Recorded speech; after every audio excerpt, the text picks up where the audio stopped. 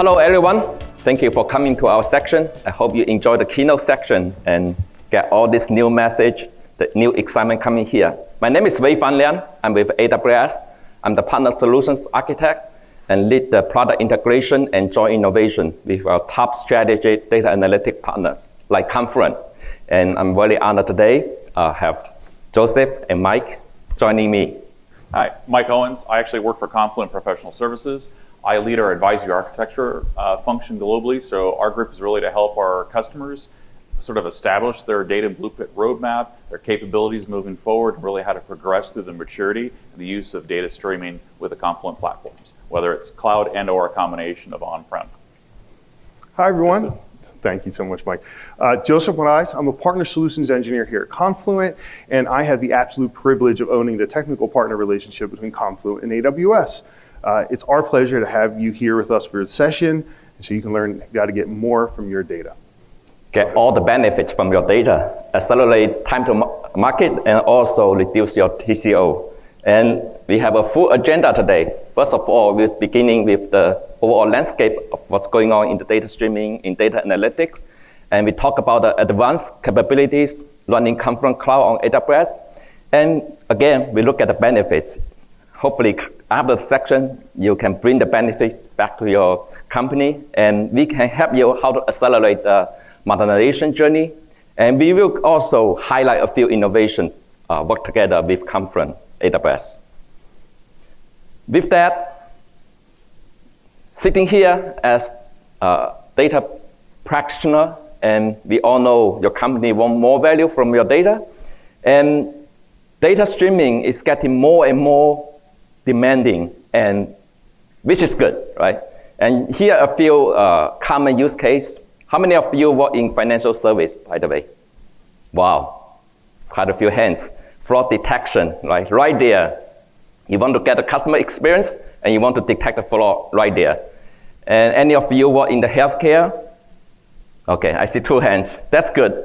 Health is another important area, and you really want your device to work well and real time and monitor. And not to mention other area of the common use case. You want to have the personalized recommendation. You want to launch your product and you get the sentiment analysis right there, and you want to get the feedback, and on and on. And any important use case missing here? You may want to speak out. Okay, we will leave that later. And with that, you can see the challenges. We build one streaming, use one real-time analytic, maybe simple, but talking about large enterprise, right? How you're going to scale, that's important. How are you going to manage that and continue the workload, continue the demand? That's another challenge. And I'm not sure you've heard this, not just about latency, not just about real time. It's also about consistency. So coming to data quality, how you ensure you get the right data in the right place to the right hands, right? And one more thing I want to call out is the expensive to maintain, right? You not just stand up the cluster, you build the application, you maintain the infrastructure, and that's very costly. And with that, lots of customers come to AWS, ask our help. How can you help us for this journey? And AWS take this end-to-end to help your data journey and begin with this comprehensive set of data services. And I assume at least majority of you sitting here running AWS Cloud. But you're aware we have like over 200 services on AWS. And in the data analytics, we have many purpose-built analytics service to help you. And the other thing is about the governance. And I know that's a hot topic, but on the other hand, it's really hard to achieve because you have data everywhere. How are you going to have the unified view, have your data governed and trust? One more thing I want to highlight here for the capabilities from AWS really is 17 years we have been pioneering and building in this data and analytic and machine learning area and continue in counting. And one more thing, it's not just AWS ourselves. We work with our partners and work with all these third-party ISVs, and we build this training program, certification program, and enable you and really help you to grow your business on AWS. Now I'll talk about a lot. Let's look at, from the architecture standpoint, how you build your modern data architecture. In the center, looks familiar, right? A bucket for data lake. And it's the evolution of data lake, not stopping, just bring the data to your data lake on S3. It's really center the data there. And you can see the circle, actually, there's three things.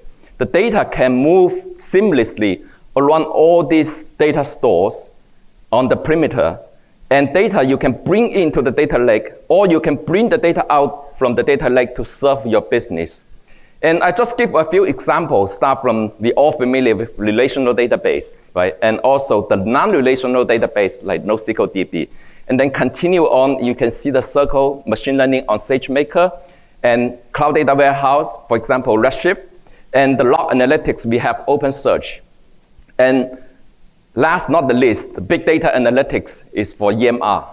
And with all these services, the key message here is really purpose-built, right? To serve your business need. You can choose the right AWS services for your business use case. And the other core message here is really data at scale. Because you put the data at Amazon S3, it's really cost-effective storage. And also, you don't need to move the data around. You can actually leave the data in place and process and machine learning, running compute, and get the insight out.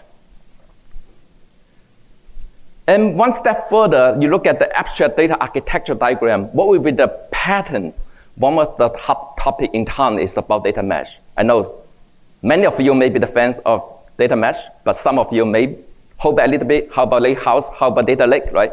But regardless, you have one purpose in mind, is enable the data sharing across the boundary of your organization, across the boundary of the data store, logical, physical, organizational. And how will you do that? This data mesh is really connect your data source and your data consumer. Probably resonate people sitting here running Kafka, right? You see the producer, you see the consumer. And in the middle is the data mesh. It really connects all the dots. And one thing in the center is the data zone, Amazon Data Zone service. It's really helping you make the data discoverable and trustable, and you can consumable to use your data. And one key thing, if I can leave you here before I transition to Joseph, it's really, you look at this concept, and the implementation is up to your business, up to your stage. And on the left-hand side, the producer, you see something similar? That's the modern data architecture. On the consumer side, something similar, the same modern data architecture, meaning you can implement the data architecture, choose your AWS service to serve your business need for producer or consumer. But you get the data connect through this pattern. Now I hand over to Joseph to talk more about how you connect all this data all over the place. Joseph. Hi, everyone. So we're going to be talking about migrations from both Confluent Platform, self-managed, and open source Kafka to Confluent Cloud. And as Wei-Fan mentioned, a lot of that, to have that true data mesh, you need integration and you need connectivity. Now, I used to work for AWS. There's a bunch of different ways that AWS does things differently. And one of the ways is they work backwards. Right? So what I wanted to show you here is like a fully blown out implementation of a data mesh scenario using Confluent technologies along with AWS. On the left-hand side, you see open source Kafka, you see Confluent Platform, right? These could be on-premise, these could be in EC2, they could be a mix of both. You see Confluent Cloud right there in the middle. You see third-party apps at the top, where we integrate with all of our wonderful ISV partners, which are also joint partners with AWS. And you see a bunch of different services connected, and even different regions down at the bottom. Now let's work backwards from this picture and talk about the Confluent technologies and services that make this possible on AWS. So the first thing we're going to talk about is connectors. Now I know this is a Kafka audience, so I'm sure you all know about Kafka Connect, but for anyone who may not, Kafka Connect is an API that allows you to bridge things that aren't Kafka to Kafka. Right? So if you want to source from a mainframe and have events show up in a topic, there's things called source connectors. There's also the other side of the spectrum, there's sync connectors, where we take events from Confluent and we can deliver them into services like Redshift or into OpenSearch. So that's the concept of the API. But where do you get your connectors from? Well, that's an important problem. And it's a problem that we at Confluent have solved. So the way you could use connectors in general with open source, you would use open source connectors, right? And I'm a big fan of open source. We built this technology on open source effort. However, our open source community does not come with an SLA. So if you're trying to implement this in production, that may be of concern, right? All of these connectors are fully supported by Confluent and our partners who help build these connectors alongside us. The other thing you could do is you could build your own connector. Certainly fine. We measure after we increased our portfolio from around 10 to 100 connectors, and now we're 120 plus. It will take you anywhere from 6 weeks to 6 months to build a connector with a full-time engineer, and that's as long as it took Kafka's world experts, right? And of course, you have to support that yourself. So we offer a number of these connectors. There's 120 plus. Check out hub.confluent.io. You can see them all. And we offer many of these as fully managed in Confluent Cloud. So not only do we have the integration piece figured out, we also can take over the management of that compute as well. So the first part is that connectivity. The next part is stream processing, right? So it's not sufficient enough to just kind of connect all the things and create a dumb pipeline. That's not what Kafka is. All of you know that's not what Kafka is. In the middle, there's an opportunity to clean data, to filter data, to merge data. Perhaps you have a data set that requires some data from an Oracle database and also from a RabbitMQ, and you have a common field. You can do mergers. That's where the Streams API comes in. So Streams API allows us to build stream processing applications through Java or Scala, neither of which I know how to do. Fortunately, Confluent built an abstraction layer called KSQLDB. So KSQLDB allows you to build similar things as streaming applications, but using SQL-like statements. Now, I know we're hot off the keynote, so we'll get there. You're probably all waiting for a drum roll. But the key is Kafka Streams is not going anywhere, and neither is KSQLDB. And these are just opportunities to kind of have a framework to take all of that different data and to do something meaningful with it before we send it on. And of course, right, since we're fresh off of that, and actually this is, I didn't want to put now because it was still future when we were building the deck, but of course there's Flink as well.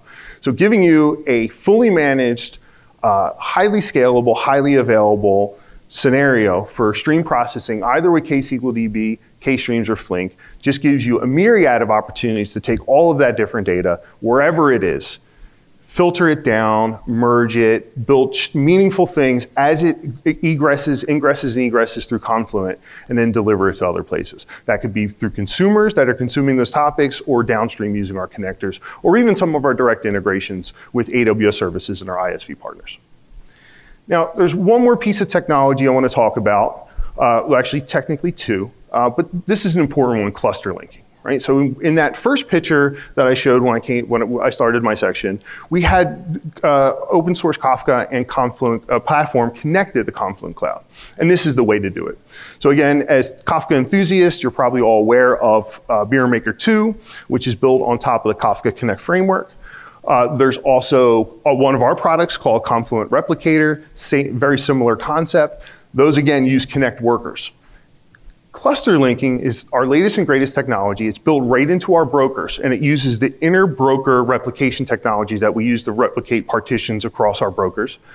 And it ties into that and can extend that replication across clusters, which means we can connect open source Kafka to Confluent. We can take Confluent platform and build a cluster link. We can cluster link between regions. So now we can build a data global mesh to truly build the data mesh that Wei-Fan was talking about. So when you take all of these different technologies, and one thing I want to point out, our first ever private link to private link cluster linking, available first on AWS, something I'm very proud of as a network engineer and nerd. And the last piece is, right, it's Confluent Cloud itself. So you have the connectors, you have the stream processing, you have the global availability, but you still need a hub.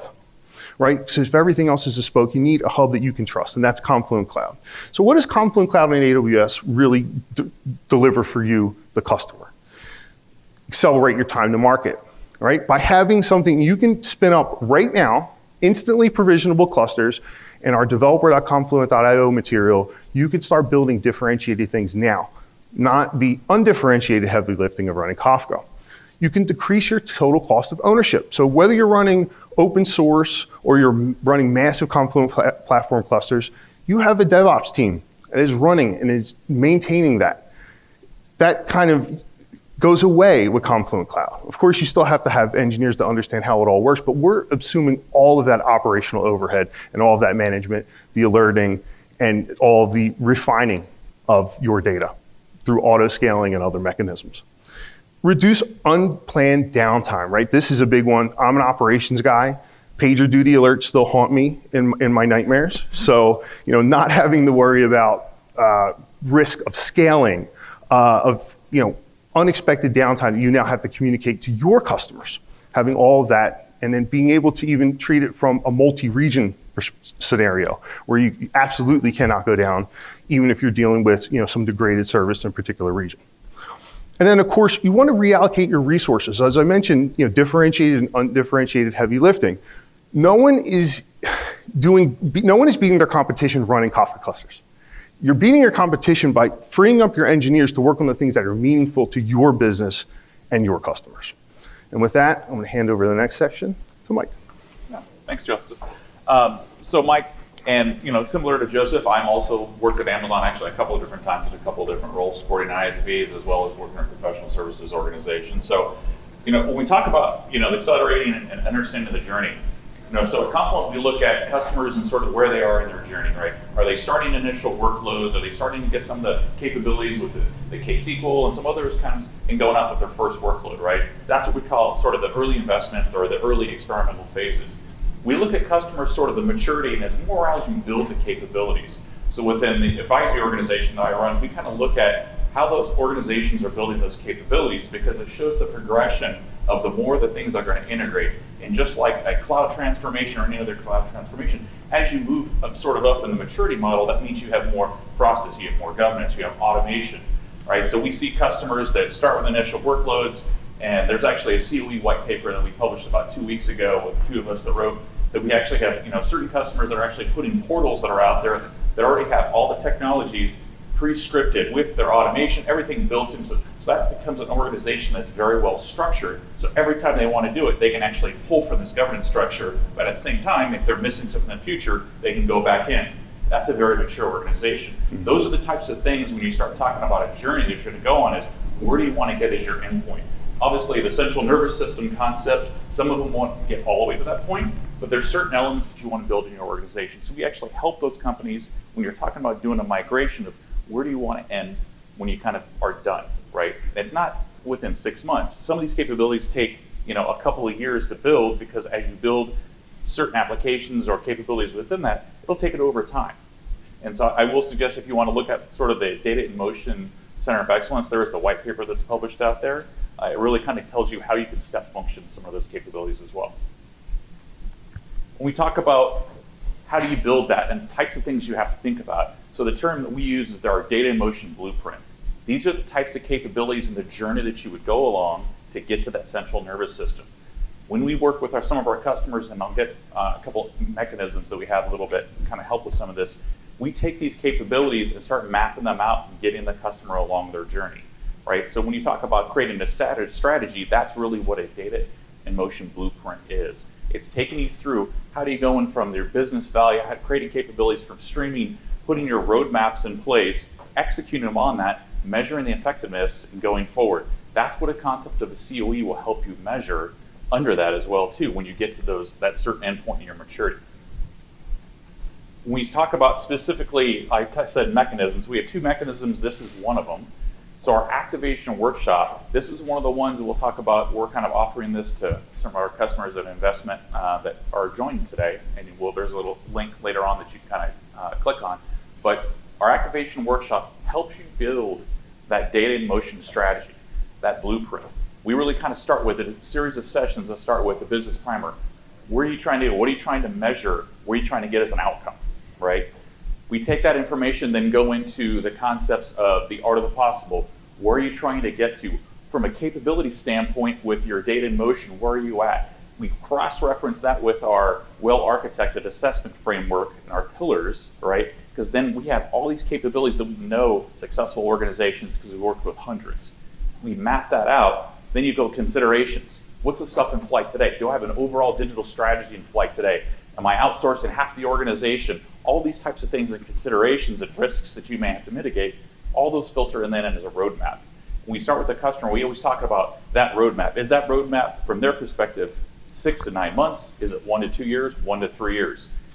Then we actually work with them to actually help sort of plot where that is to build their data in motion roadmap. So this is a good mechanism with a short amount of time. It's a total of about 4 to 6 hours over about 4 or 5 different sessions to build that initial capability and that roadmap for some of our customers. And when we talk about migration, so we're seeing a lot of things that are either migrating from CP on-prem or particular things that are, OSK and things like that. We talk about migrations and working with our partnerships with AWS, right? We have a migration accelerator approach that we take, and we actually have incentives that will be talked about here as well between the two partnerships that we can actually work with the professional services with Confluent in partnership with AWS and actually walk you through a journey to do some of these things and actually have an offering that can be offset with some of the incentives from Amazon and our great partnerships and stuff. So it's very exciting through that. Think about your work stream one of how am I really designing the approach, the analysis, the typical migration planning, wave planning, the move groups and the timelines, right? You start getting those workloads over and building those capabilities, then you sort of create that mechanism or the migration factor on the back end to kind of keep that capability going. So one of the things we do is actually work with the customer to help build those capabilities so you can also self-maintain and drive that long-term as well too. It's only about a 6-week engagement for us, but it works very well. And some of our partnerships are trying to get with over on CC running at AWS, it works very well together. And like I said, there's incentives between the partnerships that actually help offset some of that cost, which is great, as well as the activation workshop that we're offering. So based on that, I'm going to turn it over to Wei-Fan. We want to kind of double click on mechanisms for migrations. We actually had Joseph talk about one a little bit with cluster linking, but I'm actually had Wei-Fan come and talk about some of that. I'm going to talk about cluster linking again. Now, I'm wearing my consultant hat. Thank you, Mike, for giving the roadmap and the blueprint of data in motion. Now you can see all the building blocks and you have the angle of your journey. But as a technical guy, you always think, is there any way to have a design pattern to jumpstart, right? And here we summarize based on our practice, based on what we help customers, 3 scenarios. The first one, simple, no data replication, right? Meaning you don't really need the historical data from your existing cluster and you build a Confluent Cloud, what will you do, right? You can just stop and recreate. But there are a few details about the setup. You need to configure the cluster. For example, you need to create a service account. You need to create an account allow list and also the role-based access. And also you have the key pairs. The other thing for the setup is you need to create the new topics and schema in the new cluster.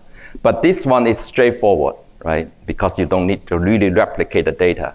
And the other one now need to leverage the cluster linking because you want to continue your business process, you continue your application, and also you really truly want to replicate the data on the new cluster. Now you can use the cluster linking, assuming cluster linking will work for your network because there's some restriction, just put a caveat out there. And this one definitely much easier, as Joseph mentioned, right? Than the replicator, than the mirror maker, right?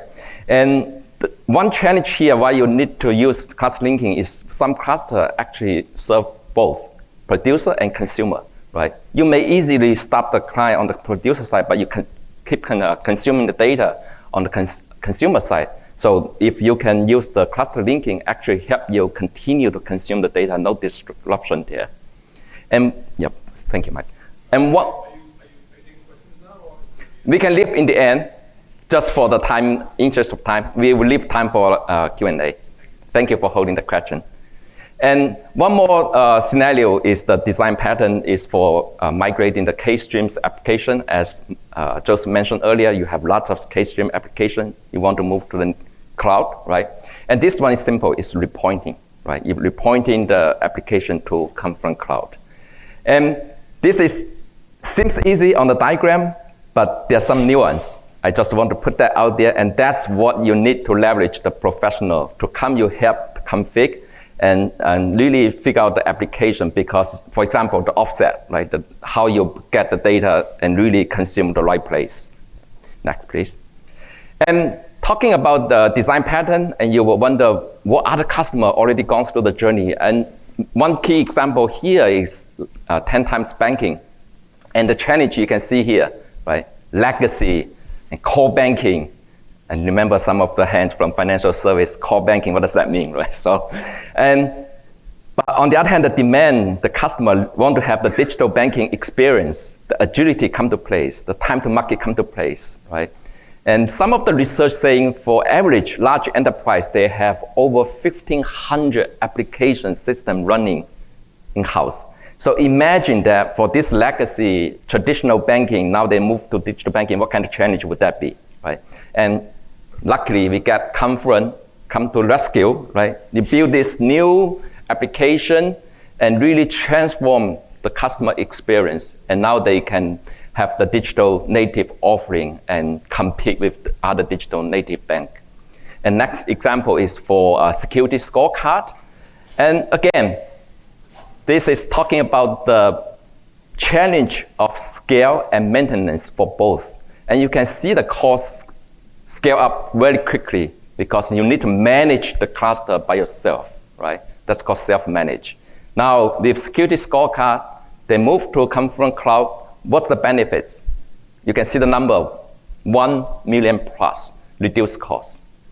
And we have many examples. I can go on, but in the interest of time and also address some of your questions.